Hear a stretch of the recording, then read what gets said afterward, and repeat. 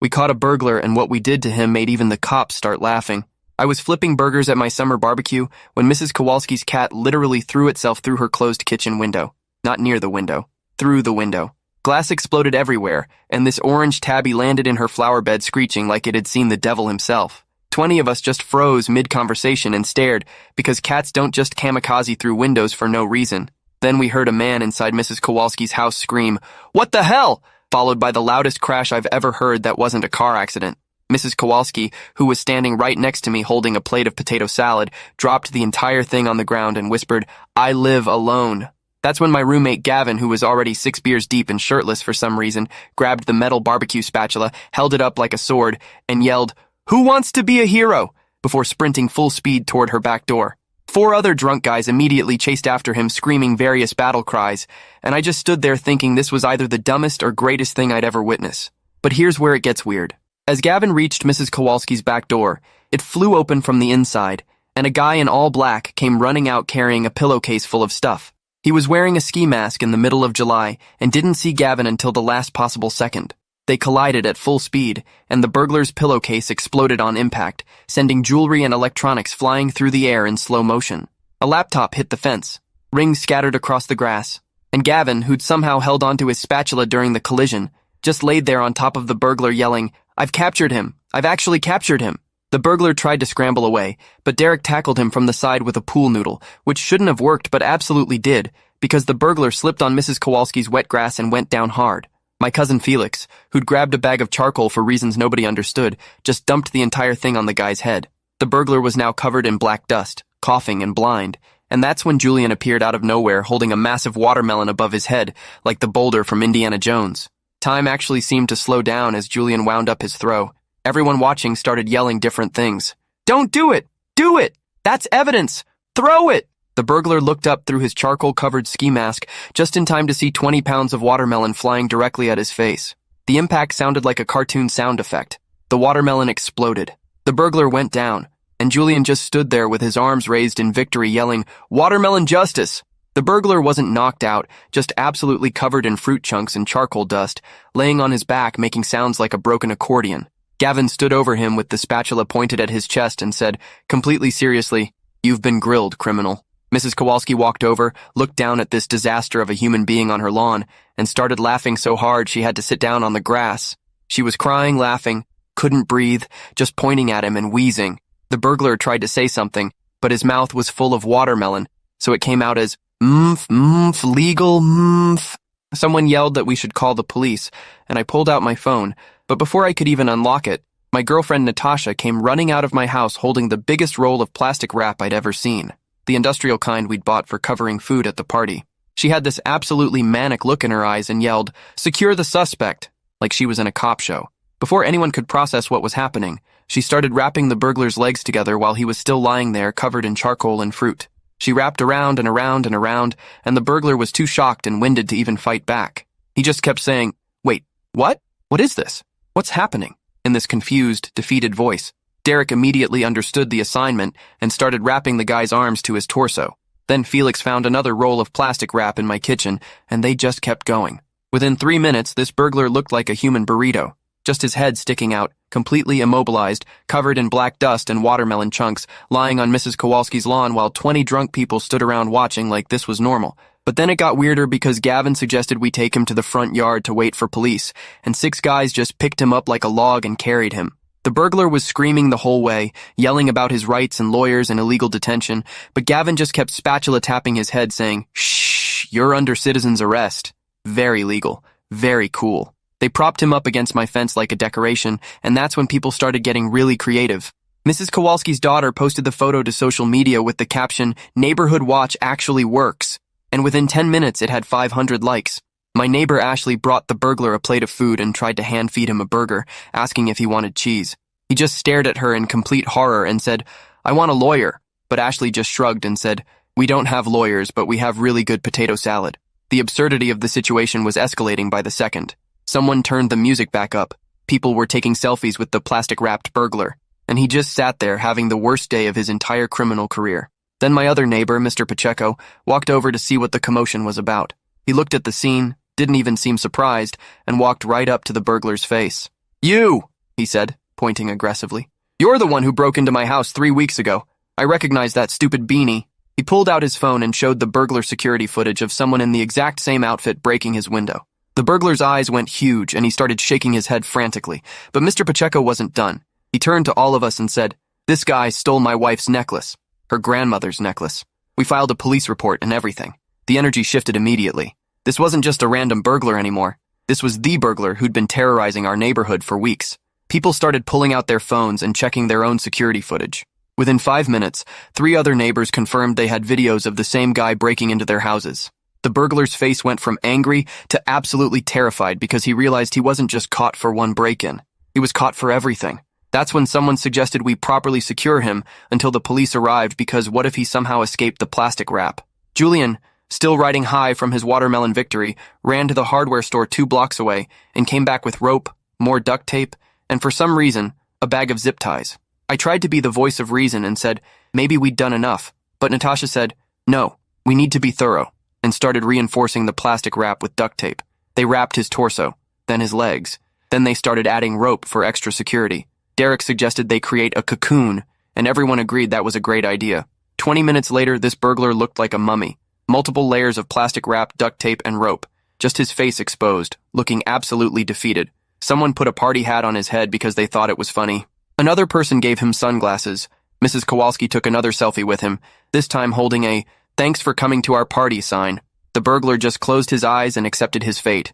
But we still had a problem. The police were taking forever. I'd called 911 30 minutes ago, and they said they were dealing with a major accident and it would be at least another 20 minutes. So we had a captured, mummified burglar at our barbecue, and people were getting bored just standing around. That's when Gavin had his worst idea yet. We should interview him, Gavin announced. Like a true crime podcast. Find out why he does what he does. Before I could say that was a terrible idea, Derek was already setting up his phone to record. Julian grabbed a beer and sat down next to the burglar like they were old friends. And Gavin, still holding his spatula, started asking interview questions. So, Kevin, can I call you Kevin? The burglar glared. My name's not Kevin. It is now, Gavin said. Kevin, what made you choose a life of crime? The burglar just stared at him in disbelief. Are you serious right now? I'm calling a lawyer the second the cops get here. Gavin nodded thoughtfully. So you're saying you do have a lawyer? Interesting. That suggests premeditation. The burglar looked like he wanted to cry. The interview went on for 10 minutes, and it was the most absurd thing I've ever witnessed. Gavin asked about his origin story as a criminal. Derek asked about his favorite break-in techniques. Julian asked if he'd ever considered going straight and opening a locksmith business instead. Ashley asked about his diet and whether being a burglar was stressful. The burglar answered exactly 0 questions and just kept demanding a lawyer, but everyone else was having the time of their lives. Mrs. Kowalski asked if he felt bad about stealing her grandmother's jewelry box, and the burglar actually looked guilty for a second before saying, I didn't know it was your grandmother's. She replied, well, it was, and now you've made me sad at my own party. The burglar mumbled, sorry, and everyone lost their minds. He apologized, someone yelled. Character development. People were cheering like we'd just witnessed a redemption arc in real time. The burglar looked utterly confused about why everyone was celebrating his forced apology. Finally, the police arrived. 2 officers walked into my backyard and stopped dead. Officer Ramirez, this older cop with gray hair, just put his hands on his hips and stared at the scene for a solid 10 seconds without saying anything. His partner, Officer Lim, was younger and immediately started fighting a smile. His shoulders were shaking and he had to turn around. Officer Ramirez walked up to the mummified burglar and said, Sir, are you injured? The burglar immediately started yelling, Yes! These people assaulted me. They threw a watermelon at my face. They wrapped me in plastic like a sandwich. This is illegal detention. I want to press charges. Officer Ramirez looked at all of us. Who threw a watermelon? Julian raised his hand proudly. Me, officer. Direct hit. It was beautiful. Officer Lim had to walk away because he was full-on laughing now. Officer Ramirez was trying so hard to stay professional, but I could see his mouth twitching. Why did you throw a watermelon? He asked. Julian thought about it. Seemed like the right thing to do in the moment. Officer Ramirez nodded slowly. And the plastic wrap? Natasha stepped forward. Citizen's arrest, officer. We secured the suspect. With 3 rolls of plastic wrap. We were being thorough. Officer Ramirez turned back to the burglar. Do you want to file assault charges? The burglar started to say yes, but then Officer Lim came back and said, Just so you know, if you file charges, we'll need to investigate whether a watermelon constitutes a weapon, which means preserving it as evidence, which means documenting that you were defeated in combat by fruit. The burglar's face went through several emotions before he finally mumbled, Never mind. Officer Ramirez nodded. Smart choice. Then Mrs. Kowalski showed them her jewelry box that we'd collected from the yard, and Mr. Pacheco showed them his security footage. Officer Ramirez's entire demeanor changed. He radioed for backup and said something about multiple connected burglaries. He looked at the burglar. You're not just in trouble for today, are you? The burglar closed his eyes and shook his head. Officer Lim started unwrapping him, which took forever because Natasha had used so much material. Every layer revealed more charcoal dust and dried watermelon. Officer Lim kept making jokes. Almost there, buddy. You're like a really sad piñata. When they finally freed him and put him in handcuffs, Officer Ramirez read him his rights while Officer Lim talked to us. This is, hands down, the weirdest arrest I've been part of. My sergeant is never going to believe this. He took all our information for statements, and as they walked the burglar to their car, Officer Ramirez turned back and said, For the record, this was the most entertaining citizen's arrest I've seen in 15 years. Completely insane, but it worked. Officer Lim added, I'm putting this in my memoir. As they drove away with the still charcoal-covered burglar in the back seat, I swear I saw Officer Lim taking a selfie with him. The party immediately erupted in celebration. People were high-fiving, retelling the story from their perspectives, and Julian was reenacting his watermelon throw for anyone who'd watch. Mrs. Kowalski gave Gavin, Derek, Felix, and Julian hero burgers with extra everything. Someone made a toast to watermelon justice, and everyone drank. It was the best barbecue I'd ever hosted, and it wasn't even close. The next morning, I woke up to my phone exploding with notifications. Someone had posted the photos online, and they'd gone absolutely viral. The image of the plastic-wrapped burglar propped against my fence had millions of views. News outlets were calling. The local news showed up at my house at 8 in the morning asking for interviews. Mrs. Kowalski was already in full makeup ready for her close-up, retelling the story with added embellishments. According to her version now, Gavin had kicked the door off its hinges, and Julian's watermelon throw was like watching an Olympic athlete. None of that happened, but she was committed to her narrative. The news segment aired that evening and made us look like vigilante heroes. The headline was, Neighborhood Stops Serial Burglar with Barbecue Supplies. We were local celebrities overnight. People recognized us at grocery stores. Restaurants gave us free appetizers. It was surreal. 3 days later, Officer Ramirez called and asked if we could come to the police station. I thought we were in trouble, but when we got there, the entire department wanted to meet us. The police chief shook our hands and said the burglar, whose real name was actually Kevin Strout, had confessed to 14 different break-ins after being arrested. Apparently, being defeated by drunk people with fruit had broken his spirit completely. Captain Morrison said, We've been trying to catch this guy for 2 months, and you did it with a watermelon and plastic wrap. It's the most ridiculous and effective arrest I've ever seen. Officer Lim had printed the viral photo and hung it in the break room with the caption, Never underestimate party supplies. They gave us certificates that said, Honorary Deputy for Exceptional Use of Produce with official stamps. Gavin framed his immediately. Julian asked if he could get one for the watermelon too. They said no, but they appreciated his dedication. The story kept growing. We got interviewed on podcasts, morning shows, local radio. Every time we told it, people couldn't believe it was real. The most common question was, why didn't you just wait for police?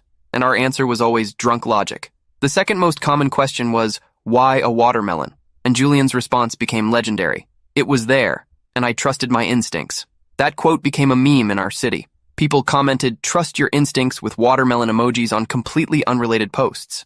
Local businesses started using it in advertisements. A gym used it as their slogan. Julian was weirdly proud of his accidental philosophical contribution to society. He started signing autographs with, Trust your instincts, Julian, and drawing little watermelons next to his name. He was leaning into his fame hard, and honestly, I respected it. Mrs. Kowalski wrote a book called Grilled Justice, How My Neighbors Saved My Home with a Spatula and a Dream. It was 70% accurate and 30% complete fantasy, but it was entertaining. She had a whole chapter about Gavin's tactical spatula mastery, with diagrams that made 0 sense. Another chapter called The Ballistics of Justice analyzed Julian's watermelon throw using fake physics. She dedicated it to heroes everywhere who fight crime with whatever's available. The book sold surprisingly well, and she donated all proceeds to a victim's assistance charity. Say what you want about her embellishments, but Mrs. Kowalski had a good heart. We had a book release party at my house, obviously a barbecue, and she signed copies for everyone while telling the story for the 1,000th time. Each retelling added new impossible details, but nobody corrected her anymore. The legend was more fun than the truth. Kevin got sentenced to 5 years for all the burglaries. His lawyer tried to argue he'd been humiliated enough, but the judge wasn't sympathetic. Officer Ramirez told us Kevin became known as Fruit Guy in prison because he couldn't escape the story. His arrest report literally included the words, subdued by watermelon, and other inmates never let him forget it. Even in prison, the humiliation followed him. Part of me felt bad. But then I remembered he'd been stealing from elderly people for months. The embarrassment was earned. Our neighborhood changed completely after that. People were friendlier, more connected. We started having regular block parties where everyone brought weird items as potential crime-fighting tools. Someone brought a pineapple. Another person brought a frozen turkey. These gatherings were just excuses to relive that day and laugh together, but they built real community. Crime dropped significantly too, probably because criminals heard about our neighborhood and decided to rob literally anywhere else. If you enjoyed this, you'll definitely want to see the next ones too. So subscribe now and let me know your take in the comments.